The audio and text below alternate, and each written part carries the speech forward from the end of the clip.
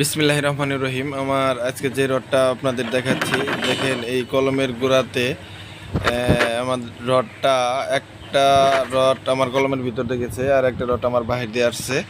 এর কারণ হচ্ছে যে আমার কলমের মেন লাইন থেকে আমার বিমটা 6 ইঞ্চি বাইর মুখ আউট হয়েছে, বাইর করা লাগছে।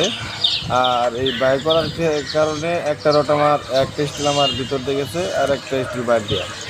আর এদিকে দেখেন ক্লিয়ার কভারিংগুলো আমাদের সঠিকভাবে রাখতে হবে। এই কারণে আমরা ক্লিয়ার কভারিংগুলো সঠিকভাবে রাখছি। ডিমে টানা টানা দেওয়া হয়েছে, এই যে এই লাইনটাও সোজা আছে। এই দিক দিয়ে এই যে এই লাইনগুলাও ঠিক আছে।